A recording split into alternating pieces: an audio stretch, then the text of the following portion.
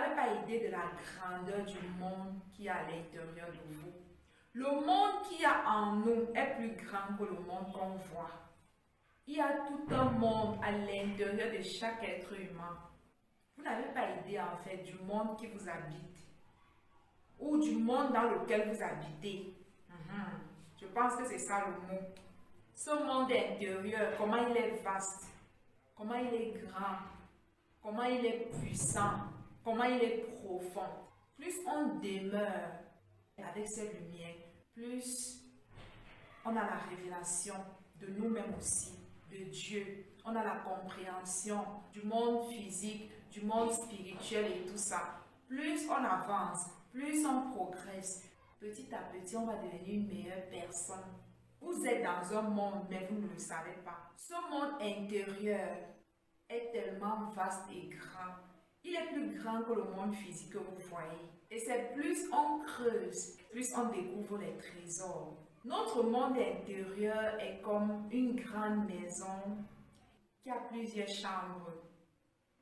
Plus tu demeures dans la présence, plus tu grandis, plus tu évolues, plus tu crois, plus tu deviens meilleur, plus tu te soumets au Saint-Esprit, plus il ouvre chaque chambre.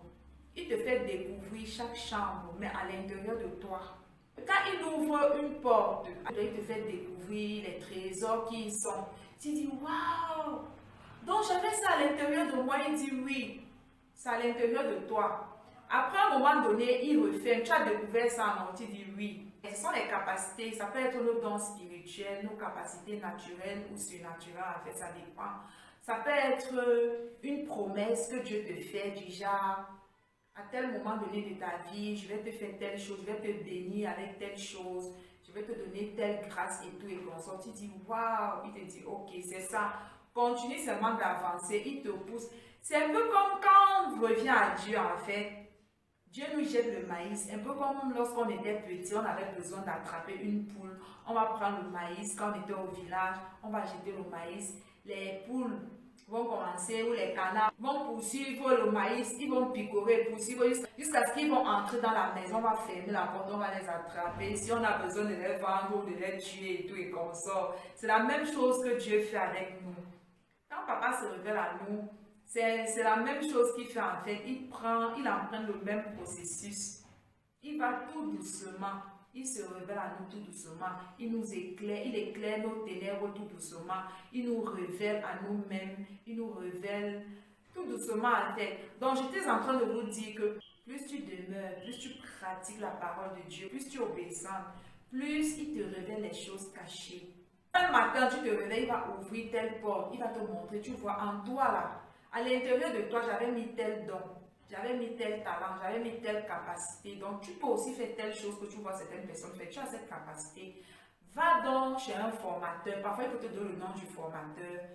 Va développer ton talent chez tel formateur. Ou il te dit, choisis un formateur qui te plaît. Va là-bas payer ses formations. Tu développes ce talent, cette capacité. Si tu développes cette capacité, je vais te bénir avec ça. Voilà comment Dieu agit en fait.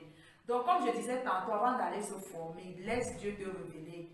Si tu as la sémence de cette formation à l'intérieur de toi, et ça peut être tout et n'importe quoi. Ça peut être une bénédiction, ça peut être une promesse, ça peut être un potentiel que Dieu a mis en toi dont tu ignorais l'existence. Parfois, tu dormais, on va te montrer certaines choses dans les rêves. Quand tu vas te réveiller, on va dire que oui, ce que tu as vu dans les rêves là, c'est ça. Notre monde intérieur ressemble à une grande maison. Une très grande maison, mais qui a beaucoup de chambres, qui a plusieurs chambres. Et à l'intérieur de chaque chambre, il y a des nouvelles révélations, des nouvelles connaissances, des talents, des dons, des grâces, des faveurs, ainsi de suite.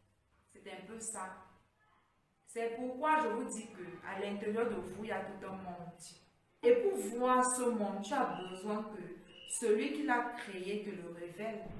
Le propriétaire de ce monde-là, c'est Dieu. C'est lui ce qui peut te révéler ce qui est caché à l'intérieur de toi, parce que c'est lui qui a caché toutes ces choses à l'intérieur de nous. Donc vivre sa vie hors de Dieu, c'est une misère, je vous assure. C'est une grande misère. C'est un grand trouble. Pourquoi?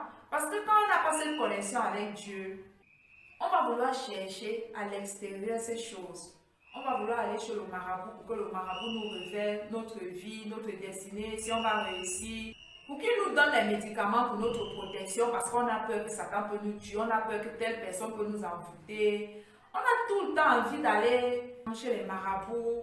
Pourquoi? Parce que l'être humain ne peut pas se conduire seul. Donc c'est parfois le manque de Dieu qui pousse les gens à aller chez les marabouts. Ces mêmes marabouts chez qui vous partez prendre les médicaments pour réussir, pour guérir. Eux-mêmes, ils sont malades. Eux-mêmes, leurs enfants ont les mêmes problèmes que vous. Lui qui n'a pas encore pu trouver la solution pour sa propre vie, il vit dans les taudis. Ses propres enfants sont à la maison, elles n'ont pas encore pu avoir le mariage. Elles n'ont pas encore pu avoir le travail de leurs rêves. Mais c'est toi qui portes ta vie à aller lui donner en espérant qu'il va trouver une solution pour ta part de vie. Réfléchissons, à un moment donné, il faut réfléchir. C'est normal d'aller rechercher ces choses-là parce que c'est un désir profond que Dieu a mis dans le cœur de l'homme. Mais pas pour aller chercher les escrocs, les marabouts et tout et consorts. Pour lui rechercher, lui Dieu, lui notre créateur, lui notre source. Je disais tantôt que quand on n'a pas cette vie intérieure profonde, on va tout le temps être des suivants, on va chercher à suivre ceux qui font ce travail-là. Pour qu'ils viennent nous donner les prophéties de nos vies. Quand vous voyez les gens remplis dans les églises, tu vas voyager cette année, amen. Tu vas guérir de ta maladie, amen. Je ne dis pas que ce n'est pas bien, mais quand on connaît son identité en Christ, on n'a pas besoin de suivre tout le temps les prophètes, les pasteurs, pour savoir, pour connaître, pour comprendre. Parce qu'on est soi-même déjà le prophète de sa propre vie. La même prophétie que tu t'en vas, tu attends que quelqu'un d'autre aille faire les recherches, aille faire le travail pour venir te donner. C'est la même chose que toi-même, tu peux prendre le temps de t'asseoir, de faire et avoir les mêmes résultats chez toi à la maison. Je ne suis pas contre, mais moi je dis que la spiritualité se vit individuellement. Oui, on a besoin d'écouter, d'aller à l'église pour grandir. Mais ce n'est pas tout. On doit attendre des prophètes et des pasteurs. On doit être capable de s'asseoir et de dire que voilà ce que Dieu attend de moi, voilà ce que Dieu a dit, voilà ce que Dieu m'a promis. On est dans les églises, reçois le mariage, amen. Reçois le voyage, tu vas devenir riche, tu vas guérir, tu vas faire comme ça. Tout ça, tu peux faire ça de toi-même à la maison. Parce que le même Dieu qui est en lui est en toi, sauf que vous n'avez pas les mêmes degrés de connaissance. C'est la seule différence. Quand on comprend ça, on se bat soi-même pour grandir. Parce que plus on a la compréhension de Dieu, plus Dieu se révèle. Plus Dieu nous révèle. Plus on comprend quand Dieu nous parle. La seule différence, c'est qu'on est à des degrés différents de connaissance. C'est la seule différence. Quand on a compris ça, on cherche à travailler sur sa propre communion avec Papa pour lui permettre de nous édifier, de nous illuminer. C'est pas mauvais aller dans les églises, mais en même temps c'est bien d'avoir sa propre communion avec Papa. Ça vous évite les manipulations de certains hommes de Dieu. Parce que certains parmi eux, ce sont des manipulateurs. Ils ne veulent pas vous laisser sortir des églises. C'est pas normal que tu as fait la rencontre de Dieu. Après 10 ans, tu es toujours dans les églises. Chaque jour, tu abandonnes ta vie pour être dans les églises. Dis-moi, quand est-ce que tu vas développer tes propres talents et tes propres potentiels? Quand est-ce que tu vas travailler sur ta propre mission? Sur ta vision à toi? Parce que si ta vision n'est pas de créer les églises, n'est pas d'être pasteur dans une église, si ta vision est d'être dehors et de servir dans un quelconque domaine, et que tu n'es pas en train de travailler dessus, qu'est-ce que tu fais en fait? Tu es en train de causer du retard dans ta propre vie. Papa est venu pour nous rendre libres, pas pour faire de nous les esclaves des autres êtres humains.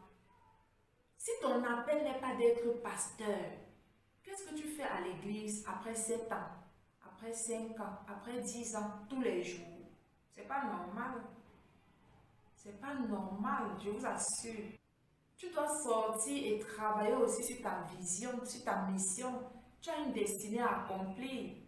Tu peux être en communion avec papa depuis ta maison et aller à l'église ou faire les retraites de temps en temps. Moi, je vais dans les retraites sur ordre de Dieu. Je vais à l'église sur ordre de Dieu. Je ne me lève pas tous les jours pour aller dans les églises. Non. Je ne vais pas dans les retraites n'importe comment. Non, non, non. Je ne permets à aucun homme de Dieu de manipuler ma vie. Je laisse ma vie entre les mains du Saint-Esprit. C'est lui qui est mon pasteur principal, c'est le Saint-Esprit. Quand il me dit va à la retraite, j'y vais. Va à l'église, j'y vais. Jeûne, je jeûne. Coupe ton jeûne, je coupe mon jeûne. C'est ainsi.